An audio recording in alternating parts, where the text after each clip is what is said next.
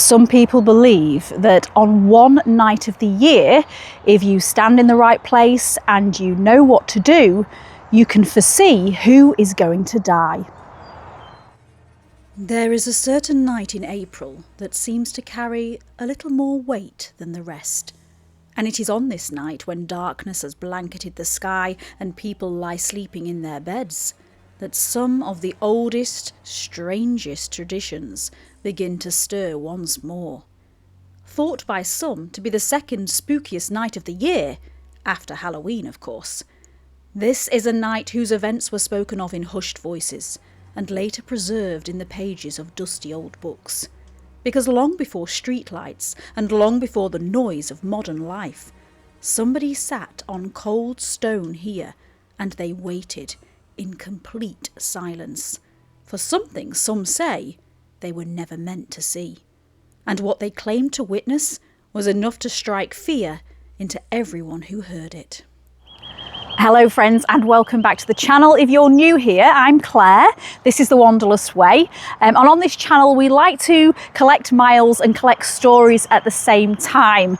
So first off, I want to say a massive thank you to everybody that already supports this channel by liking, by watching, by commenting, subscribing, pressing the hype button, sending the super thanks, becoming members. Honestly, everything that you guys are doing is helping this small corner of the internet to grow, and it's allowing me to carry on with these adventures and sharing the tales along the way that I find with you. So today we are on the outskirts of Lincoln in a little village called Burton. Now behind me is St. Vincent's Church, and this is the location where this mysterious story is said to have taken place. Now it happened on what some say is the second most spookiest night in the calendar. It's a night in April, and that is the story that we're going to recount today. So if you're ready for that, that's enough waffle, let's wander.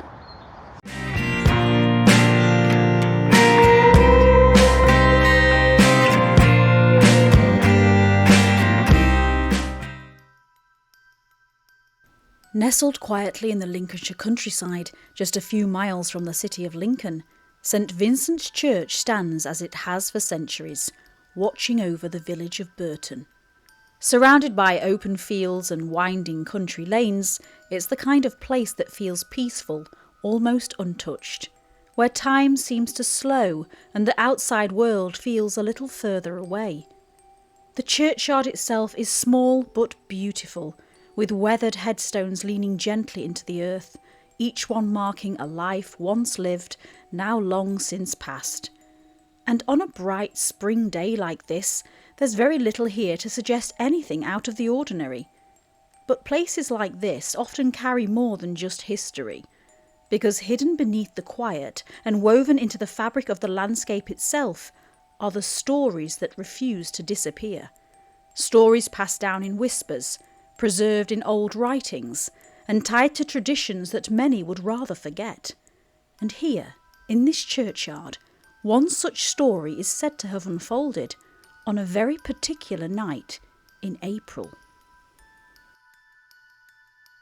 Now, some people believe, and this is what our story is centred around, is that on St. Mark's Eve, which is the night before St. Mark's Day on the 25th of April, you can visit certain churches and you can do certain things that will allow you to see who is going to die in the year ahead. This wasn't a belief confined to just one village. Variations of the same tradition have been recorded across parts of England, particularly in rural communities in the north, where the boundaries between folklore, faith and fear often blurred into one. It was said that on the eve of St. Mark's Day, if a person kept vigil in the church porch between the hours of 11 at night and 1 in the morning, they might witness a silent procession, a line of figures moving slowly through the churchyard and into the church itself, each one a wraith, said to represent someone who would die within the coming year. Now, there are different variations on how this is all supposed to pan out. Some say that you have to fast for maybe a week before you try this practice. Some say that you have to circle the church maybe once, maybe twice.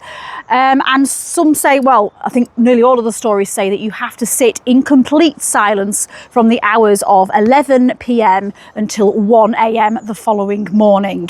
Now, what isn't unusual is the belief in this story. What is unusual is what happened when two men decided to try it in this very churchyard that I'm standing in today. The account dates back to the year 1631, when two men from the village of Burton decided to put this belief to the test. It wasn't something done lightly. Even then, the tradition carried a sense of unease, but curiosity and perhaps a little bravado led them here, to this very churchyard, on the eve of St. Mark's Day. The night was clear, the moon shining brightly overhead, and as the village settled into silence, the two men made their way to the church porch, where they took their seats and began to wait. Time passed slowly, the kind of silence that begins to press in around you, where every sound feels amplified and every shadow seems to shift. And as midnight approached, they began to lose their nerve. Deciding they had seen enough, they attempted to stand, but found they could not move, as though something was holding them in place, like an unseen force. And then, without warning, the night changed. The bright moonlight vanished, swallowed suddenly by a darkness so complete it was as though the sky itself had been extinguished, and in its place came a strange and flickering light, like the glow of distant torches moving through the gloom. So I'm going to try it out. Well, I'm not, because it's not night time, but I'm going to sit on the same porch that those two gentlemen were said to have sat on. And it's very cold, I must say. But this happened in April, and we are in fact in April as I'm filming this, but obviously it's not the same day, it's not nightfall. But this is meant to be where that story took place all those years ago. From out of the darkness, a figure began to emerge, walking slowly towards the church porch. It was the minister of the parish, a book held in his hand, his form illuminated by that strange, unearthly light. And behind him came another figure, wrapped in a winding sheet. The two men watched in silence, unable to move, as the figure drew closer. And as it did, they realised they recognised him. It was someone they knew, one of their neighbours. As the minister reached the church door, it opened of its own accord, and the two figures passed inside. Then, just as suddenly, the door closed again. What followed was a sound that neither man would ever forget. A low muttering, like the words of a burial service being spoken, followed by the unmistakable noise of earth falling and bones shifting, as though a grave was being filled. And then, silence. But it didn't end there. Once again the door opened, and the minister appeared, followed by another figure, and then another, each one wrapped in a winding sheet, each one passing into the church in the same solemn procession. One by one they came, a third, a fourth, a fifth, each accompanied by the same ritual, the same sounds, the same terrible sense of inevitability. And all the while, the two men remained rooted to the spot, forced to watch as the procession continued before them.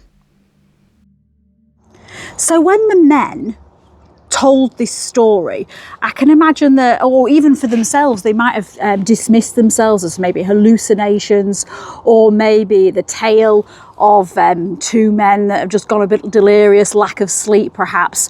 And I can imagine that a lot of people would have put it down to something completely normal in a sense. However, what happens next makes it even harder to explain.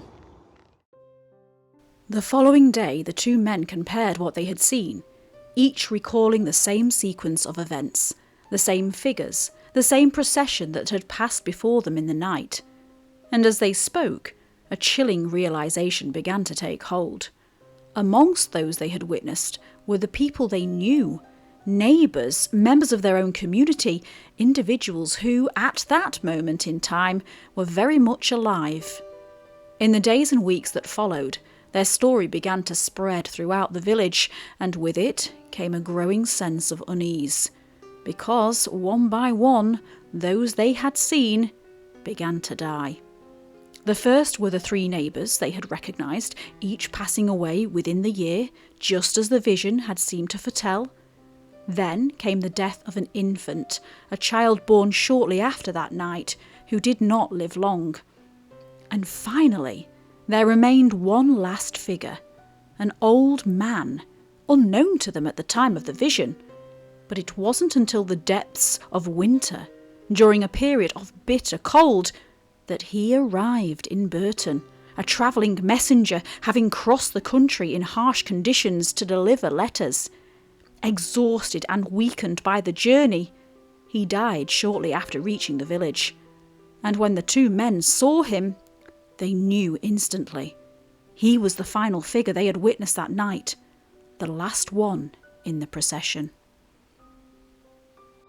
Now, I can only imagine in a small village like this how quickly that story would have spread, because even if you believed it or not, the prospect that 2 of the villagers had foreseen who was going to die, and they'd perhaps told those people, it's not just about the fear, whether your name was on that list, but about the potential of the belief of whether that was going to happen or not, and the power in that belief as well. Once a story of this kind takes hold, it doesn't just fade away, because every death that followed would only make it harder to dismiss. And perhaps the strangest part of all isn't just what those men claimed to see that night, but the fact that this belief didn't begin or end here. Variations of this same story have been whispered in other places too, tied to the same night, the same ritual, the same idea, that just once a year the veil might lift and the future might reveal itself. Now, the reason that I found this story in particular so compelling is not just the fact that it was passed along orally through the village, but that it was actually written down. The account appears in the writings of Gervase Hollis, a 17th century historian and antiquarian whose manuscripts now form part of the British Library's Lansdowne collection. A vast archive of political papers, chronicles, and rare historical texts.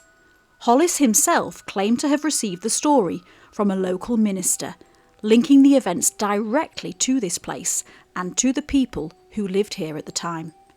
And it's this detail that gives the story a different weight, because it moves it beyond simple folklore and into something that was, at the very least, believed to be true by those who recorded it.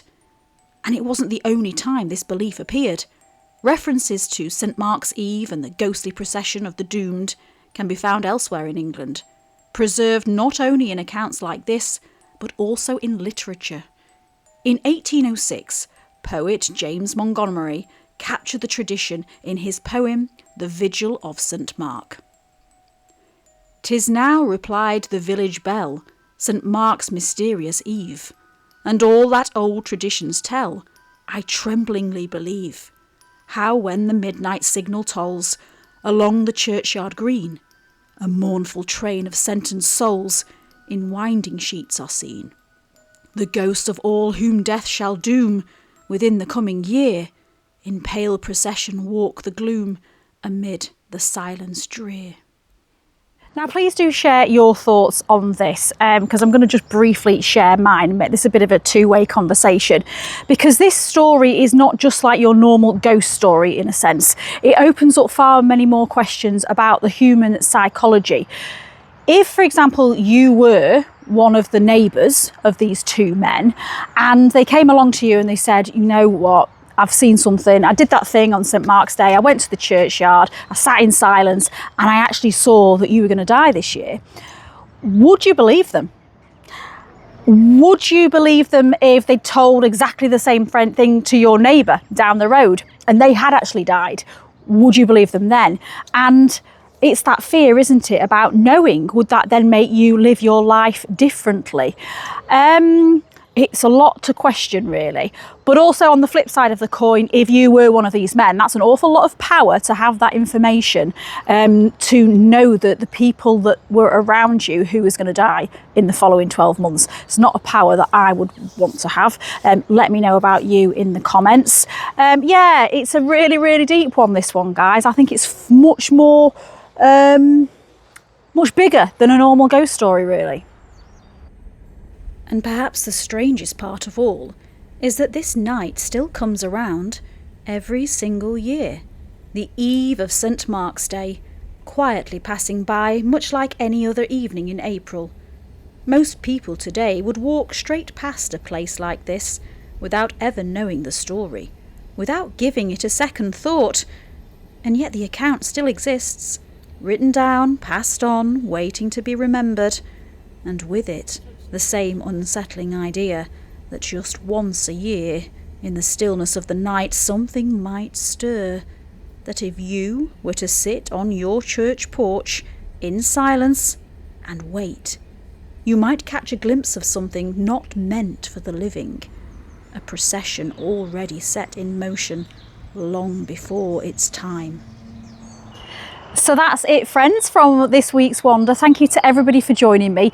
Do let me know if you've heard a similar story from anywhere else in Britain, or further afield for that matter, because I know this is not an isolated incident, but it's the only one that I could find that had actually been documented and written down, making it a little bit more believable. Anyway, I thought it was appropriate to film this month because yes, it is still April and St. Mark's Day is still on the horizon, but that's not me suggesting that any of you try it. I certainly won't be trying it because, to be quite honest, I don't know what I'd do with that information. Anyway, thank you for watching. Please do share your thoughts in the comments, and until next week, stay safe, stay curious, and for goodness sake, do not hang around any church porches between the hours of 11 p.m. and 1 a.m. on St. Mark's Eve.